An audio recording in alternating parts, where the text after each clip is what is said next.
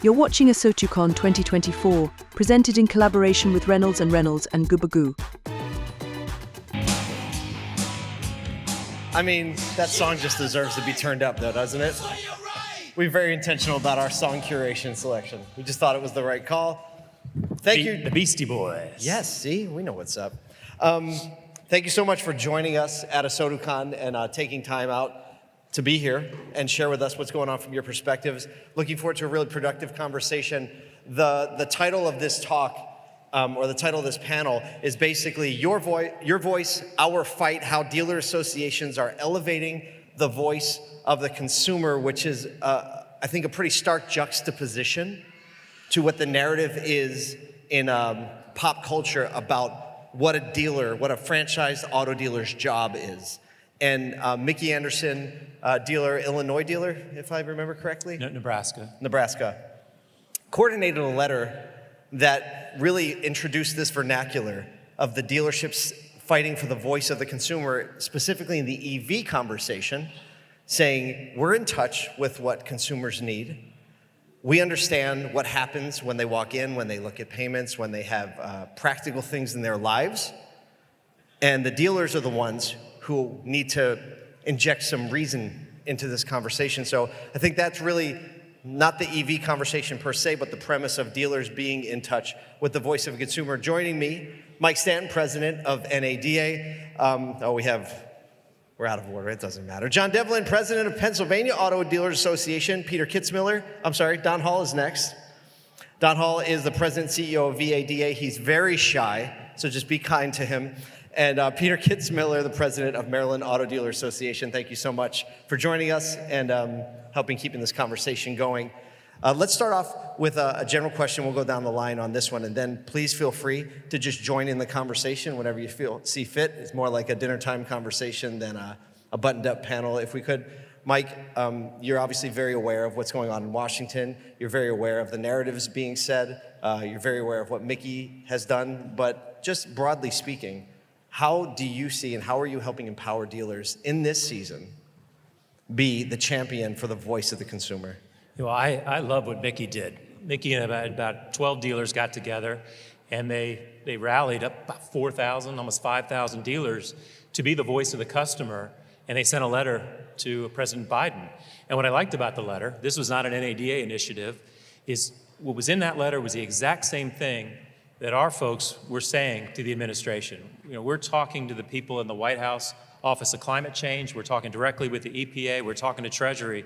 We're telling them what we know to be what the consumer wants, right? We're talking to thousands of consumers every day. The government's not talking to consumers. This should be about what consumers want. It's not about anti-electrification. We may get there. We may get there someday. But we need to get there on the consumer's timeline, not on the government's timeline.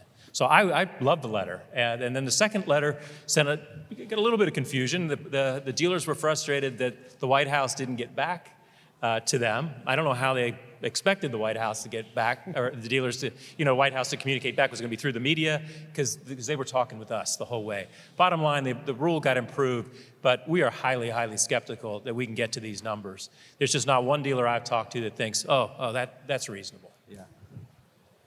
John, in Pennsylvania, every state faces unique challenges. How are you empowering your dealers to do the same, stand up for the voice of the consumer?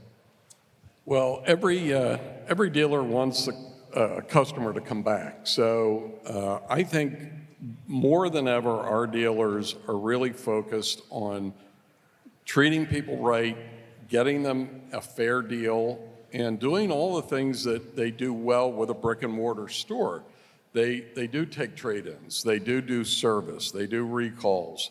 And above all, our dealer networks are the most competitive in the world.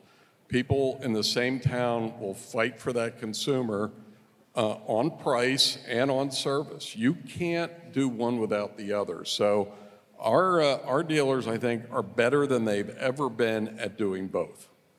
I like that. Don, you have some thoughts on this. I do. As I sit here and I look at all of you here today, and I appreciate the fact that you are here today, associations work hard to make sure consumers have great buying experiences. Part of the way we do that is to make sure that people like you all understand where the business is and where it's going. And for those of you that sell products that make dealers more effective and efficient, it's those very products that give the consumer a great buying experience. And so we have a unique opportunity, all four of us have a unique opportunity to really speak up to our dealers and remind them of the obligation and the opportunities to serve our customers. And we do that through laws that we pass that impacts everybody in this room, regardless of what you're doing in the business. So we go out of our way to make sure that consumers are happy and being served properly. At the same time, the dealerships are doing things according to the laws that are consumer friendly as well, to make sure that we have a future in this industry of selling vehicles. Last but not least. So it's interesting you bring this up. In the state of Maryland, we just went through this. Our legislative session just ended, and you know, our job, all of our jobs up here are to represent car dealers and their employees to make sure that we protect the franchise system. But a lot of these decisions are made, and I won't start on EVs because we'll be here in an hour and a half, because I'm not going to do that. we might dabble a little bit. Hold your mic up just a little bit so people can hear you a little bit better. When you go to the legislature, we're there representing, you know, dealer interests. There are the government's right there, the manufacturer. There's nobody representing customers. And we had an issue this year in Maryland. Shocker, the state of Maryland has a significant budget shortfall. They needed to enhance revenues, i.e. raise taxes. And one of their major proposals was, when you trade your car in, we're not going to give you credit anymore. You're going to pay tax in the full price of the new car, which average customer would have added about $1,900 to the price of the car. Now, from a dealer perspective, horrible idea, would have hurt us, would have hurt sales. But at the end of the day, the customer was the one that was going to get hurt. And we were able to take it out of the budget after it was already included, primarily because we spent 90% of our time saying, this is going to hurt our customers. Yeah, it's not good for the dealership, but ultimately our customers is going to get hurt, and that's your constituent. And so it's a perfect example of, again, there are no customer groups in legislatures. There's people like us, and we've had 4 or 5 issues come up. The EV is going to be a perfect example. We're going to be the ones speaking up for people saying, hey, they don't want to buy these things in the timely fashion or in the volume you guys want them to, and let us explain to you how. You know, a lot of the time, and this is something that I've learned over the last couple of years from talking to many of you, is that there are legislators who are advised on automotive by younger folks, interns, so on and so forth, who don't understand the issues, and they've adopted a public narrative about what dealers do or who they are, and that influences obviously the vote. Have you seen this ramp up in the last several years, or is it kind of the same as it is? And I have like a narrative, or at least a line of questioning behind that. So do you see the pop culture influence and what people think about EVs?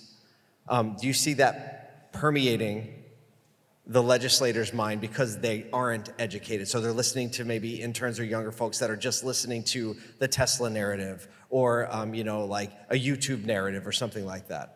I see some nods. I'll make a quick comment on that. A lot of people say, look, I want to be able to buy direct from the factory. I buy other things direct. Why can't I buy direct from the factory? And what people fail to realize is this. Some of these EV providers, as an example, may not in fact be in business in 6 months, 8 months, or a year from now. Where are those folks going to go for help and relief? Those factories are gone. We've had numerous manufacturers leave the country over the many years that I've served in this industry. And as a result, the existing dealers will take care of those customers. It'll be much harder because we don't have access to parts and so forth today. And I think, again, it's even at my home, if Amazon's not there every day, I feel like it's not a complete day in my life. And so we're all used to having things delivered to us and brought to us and buying direct and so forth as we perceive it to be. The reality is the franchise system, when done properly, is the best, safest system for consumers. And with what ASOTU is teaching and is representing today, is this world of really making it about the customer, then we will succeed. Our franchises will get even better and stronger in the future. Yeah, I get a couple of thoughts. Our lawmakers have a tough job. You're supposed to know a little bit about everything. Mm-hmm. So it's our job to educate. Mm-hmm. And lobbyists, it can be a dirty word, but it's the best system on the planet. And lobbyists are really just salespeople. We're salespeople for our industry to help our lawmakers understand. At the senior levels, they generally do, but you brought up the pop culture. You go to people that live in D.C., the people lower down the kind of the staff org chart, these people can't afford cars. They never bought cars before. So we've got a constant battle with the educational process, where the real problem is right now is with the regulators. Again, we've got people that have not purchased cars, who've received a small number of complaints based on the overall business, and they think they know better than business. They think they don't need to talk to business. I mean, I'm not that smart. To get smart, I talk to people that know how things run, how things operate. Let's talk about how to improve it. They don't take that approach. They've got a hammer, and they put out this they're calling it a CARS rule. Don't ever refer to it as a CARS rule. It's a vehicle shopping rule, and we need to call them to account. And the NADA, along with the Texas Auto Dealers Association, is challenging that new rule in court. But you all as dealers, a couple things. Number one, you need to help us. You're the big deal. We're the hired guns. You're the big deal. You're the employers. You're the ones that our lawmakers are going to listen to. So that's a number one. And then a number two is... Well, before you go to number two, and you might forget it now that I just did that, but... I'll remember. Number one, dealers, you need to help us. Practically speaking, what does that mean? Well, I'll let one of these guys answer because they're closer to it, and I don't want to be a mic hog. But let me get to number two. Number two, though, didn't forget. Is, as I mentioned, the CARS rule. You all need to comply with this. Yes, we've challenged it in court. Yes, it's been stayed, but you need to prepare for the worst. NADA will put out guidance here in about the next 2 weeks. I won't bore you with all the litigation detail, but get ready. This is not safeguards. This is something brand new, $52,000 per infraction. Pay attention to what we're putting out, please. What's the timeline on that? When's that supposed to go into effect? Well, they've stayed. It's pending legal review. We're not sure what the timeline is yet. But it could, if it does end up being implemented, how fast could it potentially go from like the stay is lifted to implementation? Guys, help me if I'm wrong. The safeguards, they gave us about a year and then extended it to 18 months. This is a vindictive group that's on a mission. I would say 12 months we would probably get, depending on how the stay ends up working out. But I think you make it, it's a good question you asked of Mike.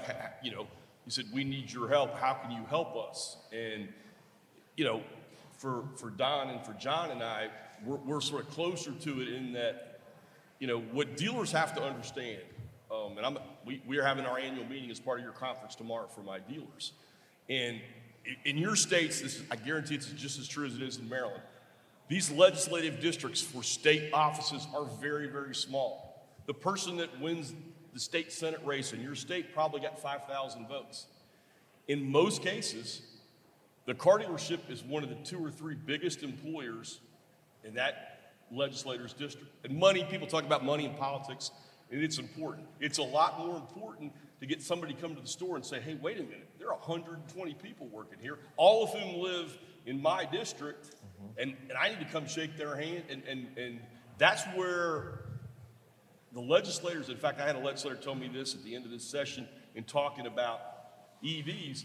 He said, at the end of the day, there's all these competing interests, but you guys, meaning the dealers, us, you're the home team. So I guess I need to support the home team because that's who votes.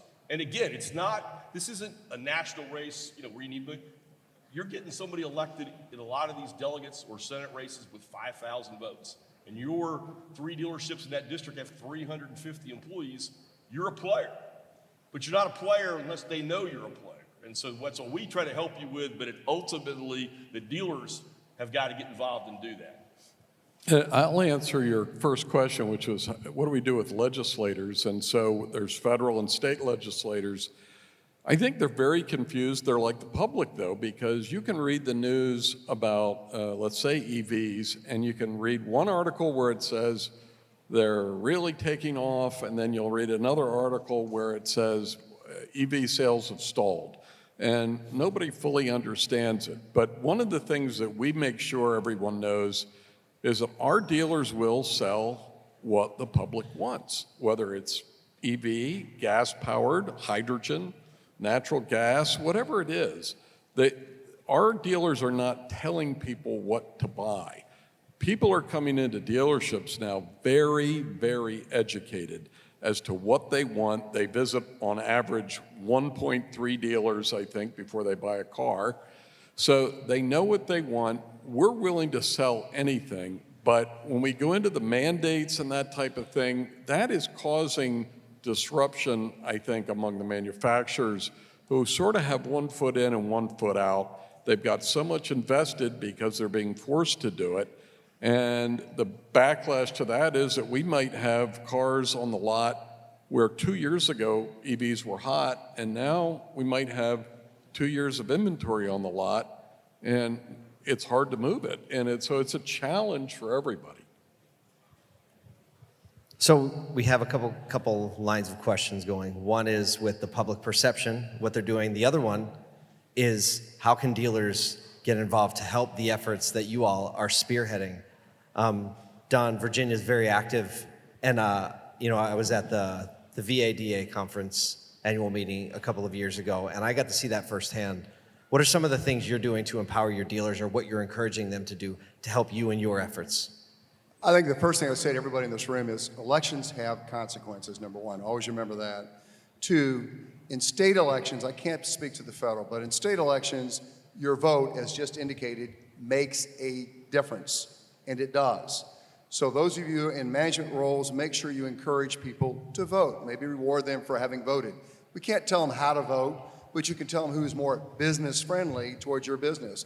We're in the process right now, we're going to be reaching out to our dealers to have a lobbyist from every organization. So if you're a mega, we're going to ask you to give us one person that sort of talks to your team and talks about the issues that impact you. The things that we do collectively in the states, I promise you, impacts your life every day. Every single day, the stuff we do. And we want to hear from you. So one of the things you can do too is get involved. Now, historically, the associations were run by, or the people on the boards were the dealer. Today, they're no longer the dealer. They're general managers. They're people that I've had CFOs involved. And we want to hear from you all, regardless of your role. And you can call and say, look, what can we do to help out? We are concerned about, as an example, the EVs. Maybe it's not, in your marketplace, it's not working properly. We can help you with talking points, who is important to talk to, who is not. And at the end of the day, the message that you ought to take away is this. If you want to have a good, friendly, customer-friendly business environment, it helps to have politicians who understand what we're about as an industry and what you're about as a citizen from that district, and your willingness to vote and be involved in the process. If you don't get engaged, then we get what we deserve. So please get engaged. Yeah, I would just add, don't be shy. You are a big deal, and we'll make it very easy for you on Capitol Hill. Our legislative staff is 11 strong.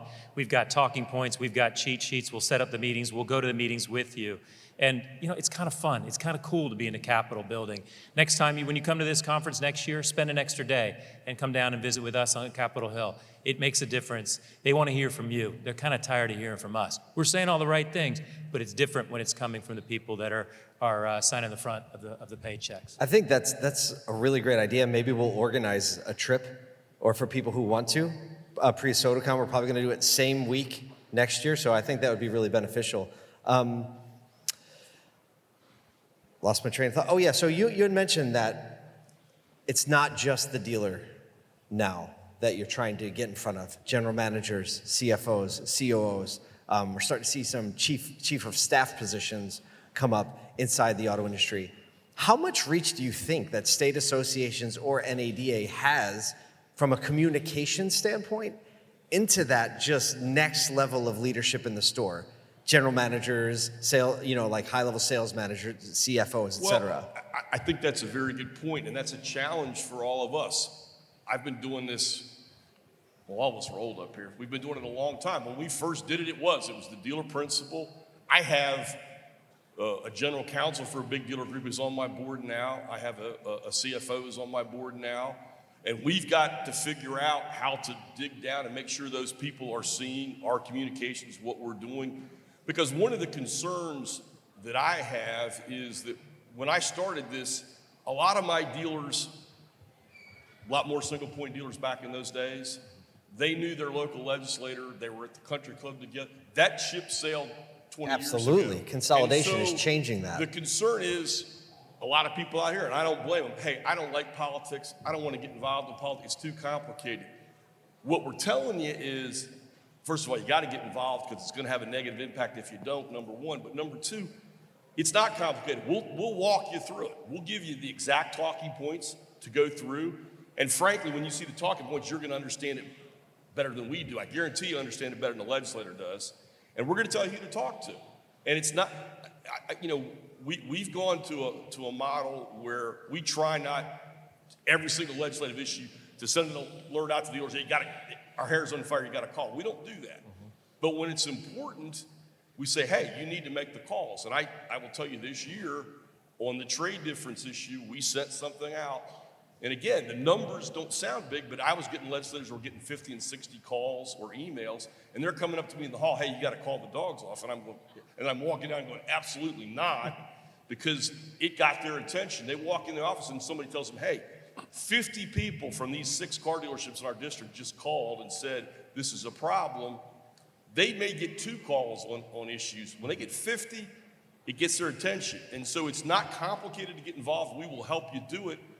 But it's not the old days where we had the dealer principal that knew that, that went to the country club with the legislator. Those days are gone. And probably for the better, we can make this work as well. Absolutely.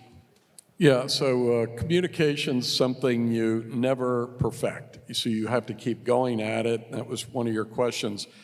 So we don't do one thing. We do as many things as we possibly can. Obviously, we all write news bulletins. We do emails. We probably take hundreds of phone calls a day.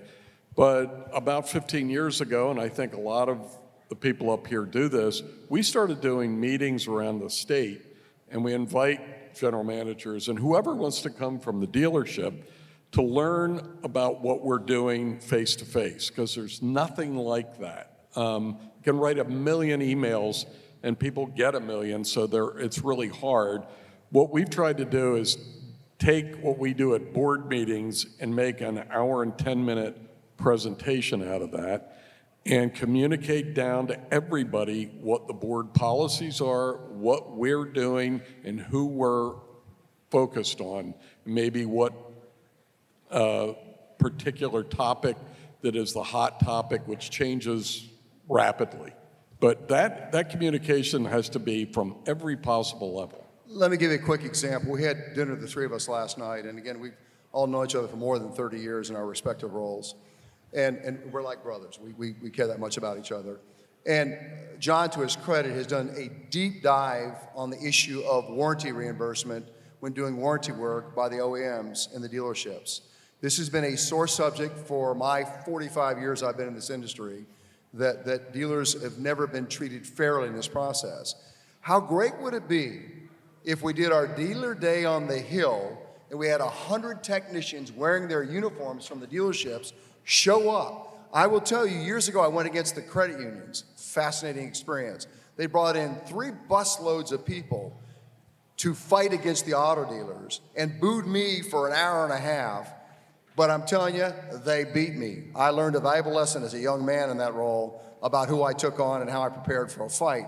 So there's an example where people care about this issue about warranty reimbursement and the fairness of it and the customer pay and what they pay versus what they have to make up for the fact that factories don't pay. We need you all involved.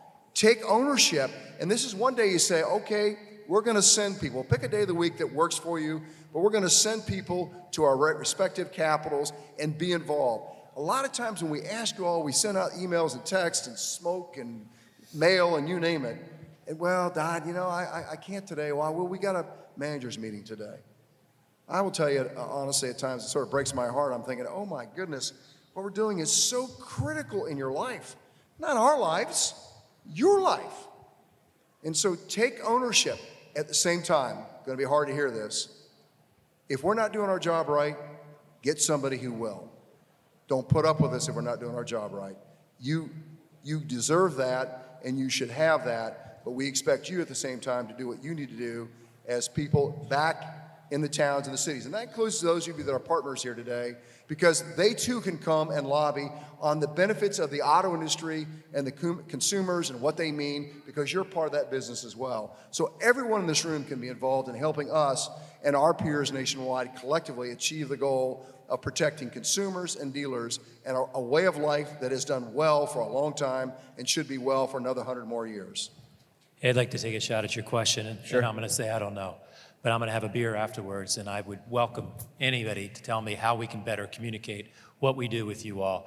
It's so frustrating when we get a call. One of our roles as a head of dealer complaint departments, why isn't NADA doing anything on EVs?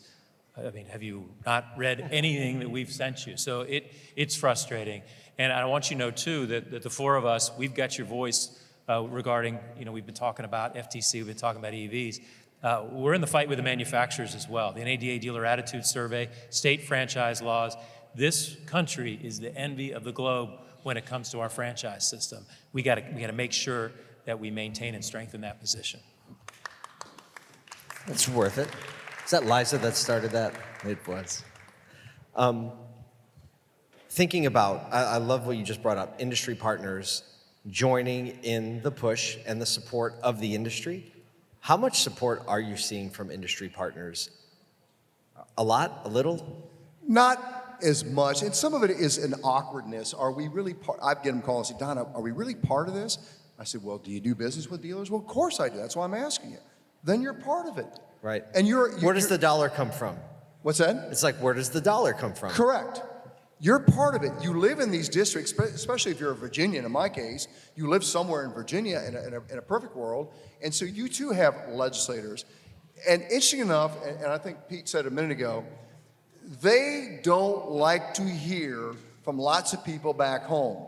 They like to hear from themselves in an echo chamber that whatever they're doing is right and smart, and it's the way we ought to live our lives. And most of these people, hold on tight, folks, here we go. Most of these people you wouldn't hire in your organizations. Trust me, is a true statement. Not that they're not good people, but they don't have the drive, the tenacity, the willpower, the aggressiveness to do what you do for a living. When they hear from you, politicians care about one thing and one thing only, getting reelected. When they hear from 75 people from back home, they go, oh my goodness, God, I know I have to vote on this issue. It makes a real difference. So is that, I mean, Peter, you said 50 seems like gets their attention. Don, you said 75.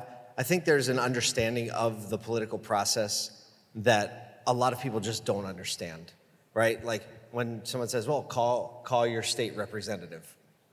A lot of the times that just goes, right? Like, because it's like, what's that gonna do?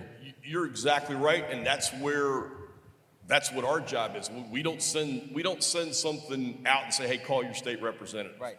We send something out and say, here are the 6 bullet points that we have been communicating. Here's the person that you need to talk to, and this is why that person's important. And so again, I get that you're spending 70 hours a week at the dealership and you're not really all that involved in the political process. That's what you pay us to do. But when the time comes, they hear from Don and from John and Mike and I all the time, because that's what, I'm there every day. But when they hear from 50 people back home, again, they don't understand. I can't tell you how many times I have to go back through and say, hey, no, we don't buy these cars on consignment. There's not 35% markup in a new car. So they don't understand the industry. So when they hear from 50 people from dealerships, they're going to assume these people know what they're talking about. And if I'm getting all these calls, then I probably ought to listen to Maryland Auto Dealers or the VADA or the PAA, because I'm hearing from people back home. And again, I'll go back to this point about the importance of associations. And I think I'm the only person. I was a lawyer for NADA for 10 years so I worked at the national level, then I went to work for Maryland. And when I worked at NADA, we had issues with lots of federal regulatory agencies and the Service Station Dealers Association. So back in the 60s, being a service station dealer was just as good as being a car dealer.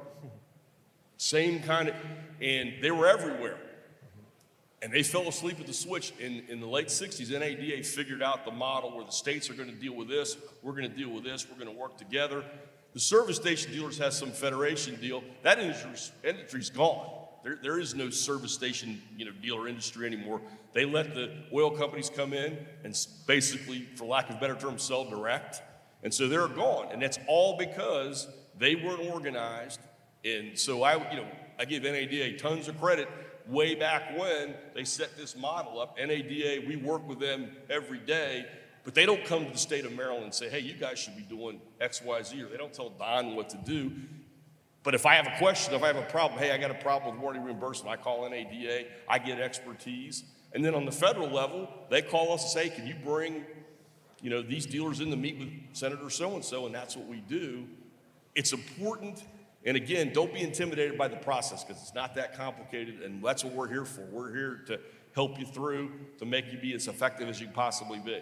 Sometimes, in fact, in many cases, you don't really get to talk about, when you're calling in, you're not really going to talk about the bill. You're talking to an assistant or a receptionist. They'll say, what are you calling about? I'm calling about HB, House Bill 1413. Are you for or against it? I'm against it. And who are you again? And they get your name and your zip code, and they'll make sure you live in the district. That is a lot of the phone calls. Now, if you're with us down on the Hill, it's different. There we want to make sure you're a little more schooled, but oftentimes it's just a matter of telling somebody on that staff because they keep a tab on it and they check it off. We got another call, boss. They're against 1460, whatever. And that's what they do in a lot of cases. It makes a difference. You mentioned partners. I'll tell you a couple topics. EVs has been a challenge because the manufacturers aren't united. And you'll see NADA getting out in front of the manufacturers. Our policy has been to stay kind of behind the manufacturers. They're the regulated entity. But enough's enough. I don't think we can be blamed anymore with $6 million worth of inventory. When they're not selling, they're not selling. We're going to tell the truth, and we're going to push legislation even though Biden's going to veto it. Regarding partnerships, though, it is very easy to get an industry united when you've got Sony that's yet to commit to the, Honda Sony yet to commit to the franchise system, when you have VW Scout yet to commit to the franchise system. The day that they decide they're going to go direct, if that happens, we will rally the troops. They will feel the pain. Regarding the FTC, it's been very easy to get support as well. The ATAE group, what these guys do, and NADA, it's federal and state. We work together, separate organizations. They wrote something called an amicus brief, which is a friend of the court brief. AFSA, that's the financial services industry. Even the vendors wrote some that would benefit from these rules, wrote an amicus brief. And by the way, dealers employ 1 million plus people, and there are vendors that call on the dealers. That's another 1 million people. It's a big, big deal. So it was AFSA, it was the independent dealers, it was the ATAE group, the U.S. Chamber of Commerce. So there's been a lot of industry support around what Lena Khan is trying to do. Because remember, she's not just, this is the chair of the FTC, she's not just picking on us. She's trying to reshape our whole economy. There's like this, it can feel like maybe some helplessness because it feels like constant defense. Well, here's the frustration. When I talk to dealers, it's just, are you saying this? Or you say, yes, we're talking to them. We have common sense. We are not dealing with people that have common sense right now. That's the frustration. And as Don said before, the way to change that, we're going to keep hammering away, we keep doing our job. The way to change that is we got to start winning elections. We start winning elections. Those are the folks and that's why we need your help. Those are the people that are going to make the real change in Washington, D.C. I'm not just talking about the presidential. We need to get pro-business, blue and red, on our side, and that's a constant educational process. That's the way this thing changes, though. We've got to start winning elections again. We play a lot of defense right now. I think in our state there may be 10 bills that we are fighting to stop. And I'll give you a good example of one that I think we all have, and there's one on the federal level and on the state level, and that's so-called right to repair. So a lot of people will say, oh, I'm for right to repair. That allows anybody to repair something. Well, that's been settled years ago. Any independent shop has access to the same parts and computers and systems to fix the cars. The latest, and you probably wouldn't know that because you're all bombarded with social media, but the latest part of that is that the people pushing for this now really want access to telematics in the car. And that's a privacy issue. None of you, I would think, would want to know or have people driving or you're driving down the street in maybe in a bad area of town and you have a flat tire, that shows up on the telematics. Who do you want to know that? Who do you really want to know that? So some of these topics, if you read about them, just the headlines, you don't get it. You really have to read the whole way through the article to understand it. But it goes to your, we are running defense on a whole slew of things that are so complicated, and our biggest challenge is communicating the real story, not the headline. Paul, if I can, one comment. I came here because Liza Borges had said to me, you ought to come to these meetings, and I'd gotten to know these guys and admired them. I thought, I'll just come. Let me tell you, as someone, again, who's been in this industry for a long, long time, I am so impressed with the caliber of the people in this room. And I'm not just saying that to say that, because if I didn't believe it, I wouldn't say it. In fact, I'd say the opposite to you. This is an impressive group. And the way you think and what you want to do about people, and they matter. You're a group that needs to be part of our associations. We need you involved because you care. You truly care. And this is the beginning of something that's going to change our industry. We can be, and we are going to be mouthpieces for you. We've got a bigger stage, not as big as this one, but a bigger stage that we can talk about the things you all are talking about. And we give you opportunities to talk. You need to be involved. Again, whether you're a partner or you're in the dealership business direct, you need to be involved because you can and will make a difference. Please, you are the choir here. We need you to help us set the example back in our states because you are the people who want to make a difference and want to make this industry even greater as we roll into 25, 26, and 30 and so forth. I think that needs a round of applause. Because he's talking about you. I think that what you just said kind of ties back to one of the things I was trying to get at is how can the dealers and the next level down and the folks that are in this room, maybe like a couple levels down in the org charts, we have a lot of marketing directors and people who understand how to communicate. And how can we, and we'll work together to figure this out, how do we make very clear lanes in how we can get this mentality into the state associations, because we know that mentality, and not that it's not there. Yesterday, we were talking about, we really believe that this mentality of focusing on people is a silent majority in the industry. But the things that we are kind of have to talk about, or it's just habit to talk about, are things that have people like a couple steps removed from the thing we're dealing with, right? Which makes it difficult. Because we're dealing with a legislative thing that is connected to this, that definitely affects people. And so how do we get people higher up the level in the conversation? And I do really, truly believe that is a few steps down on the org chart and like involve everybody from like that level up to the dealer. And once we normalize that type of communication to our customers, to our legislators, to the general public, amongst one another, the normalization of that type of talk, I think, is what starts to change the temperature in the way people think, act upon, vote upon, from the consumer level all the way through how a legislator thinks through it. And so thank you for that. Paul, we've got, and I can't solicit, I'm not allowed to do that because of the rules, but I would encourage the audience to just Google NADA PAC Next Gen. Take a look at that. It'll plug you into a network of how to get this thing started, and it's really not very expensive. That's about all I can say about it. NADA PAC Next Gen. All right, we can do that. I had one more thought. What do we have? We have 6 minutes left. Do we have any questions? I know there's a lot going on, and like it's probably more effectively done from the app, and like we're far away from one another, but I think I can hear enough to repeat the question. Does anybody have a question? If so, just throw your hand up and I'll call on you.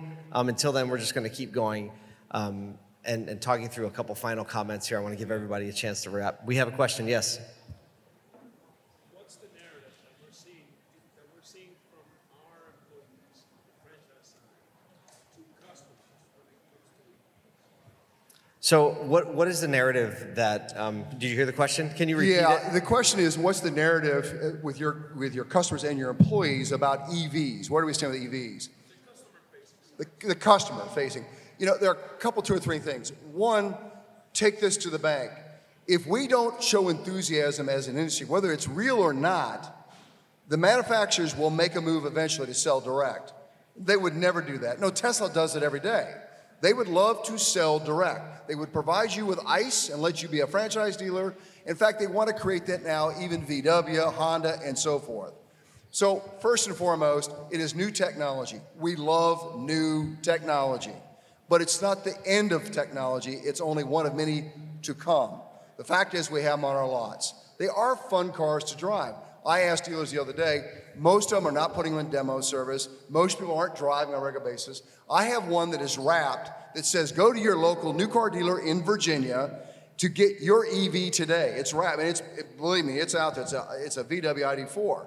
It's a fun car to drive. I wouldn't drive it up here as an example because I wasn't sure why I'd charge it later on, but it's a fun car to drive in the community for a second or a third car. But the fact is, EVs are here. I remind dealers, be careful about making negative statements. They may be true, but you don't need OEMs and the press and the people in the environmental community to say, well, the reason they don't sell is because dealers are against them. We are not against them. We want to sell you vehicles. We just need some help. Charging isn't there. The infrastructure is not in place. The price of them, we've got other issues with them. At the end of the day, we will sell with enthusiasm, but unfortunately, this horse got out of the barn a little bit quicker than it should have before we were quite ready as a global entity. But we're not anti-EVs in any way, shape, or form, nor should we be. Yeah, I think I mentioned this earlier. A lot of people come in and kind of know what they want, but you do also have to figure out what they're going to use it for. And like Don said, depending on if you're traveling a lot or where you're traveling or what you're doing, not everybody is going to have the same proclivity to buy an EV or not buy one. They need to be educated on all the cars that the dealers sell right now. And I said it earlier, our guys want to sell anything that moves. And 20 years from now, when you're having this conference, probably be selling flying cars of some kind and everything in between. Well, and again, I think if you ask Ford or a number of the other manufacturers, they're no longer interested in selling EVs direct. They figured it out. Now they're coming knocking on our door. I think, and Mike made this point before, this EV thing is a big issue. It's coming. Everybody, when you read about it, everybody talks about, in 2035, the 17 states, which I unfortunately happen to be one of, no more internal combustion engine vehicles. Who cares about 2035? The problem is, in 2 years, some of these states, each manufacturer is going to have to ship 43% of EVs to a dealer in that state on their own. Number one, we know they can't build 43%. They can't build that many EVs, even if we could sell them, which right now we clearly cannot. But I think at the end of the day, Mike alluded to this, maybe a little nicer than I'm going to be, the manufacturers are useless on this issue at this point. We're going to have to fix this ourselves. The dealers are going to have to be the one. And again, as we've talked about at the beginning, on behalf of the customers have already made their decision. And so, but we're not going to, if we're sitting around waiting for the manufacturer to help us out, we're going to lose, and we're not in the business of losing, so we're not going to do that. It's a dealer issue that we have to solve. There's ways to solve it. Not easy with the political landscape the way it is, but we're going to have to do it. And again, we come back to what we started out with. We're going to do it because our customers have told us, hey, EVs are fine as a niche right now, but because there's no charging, because, hey, 50% of the customers for dealers in the state of Maryland live in multifamily houses. That's 50% of our customer base that are not going to buy an EV because they can't charge it at home. So how in the world can we sell 43% EVs in 27 months? It's not possible. And let me just say, here's a customer point of view that you might not have thought about, but if EVs don't get adopted as fast right now, and you see this almost weekly or monthly, they start cutting the price of these. And then if you've just bought one, and it's now worth less, you're upside down in your loan. I mean, there's a whole slew of problems that people haven't thought about. And the price reduction on EVs is something that's fairly recent, but it's going to come home to roost, and it's going to hurt consumers. Well, look, our time is up. Can we get a round of applause for these gentlemen? Just want to say thank you so much.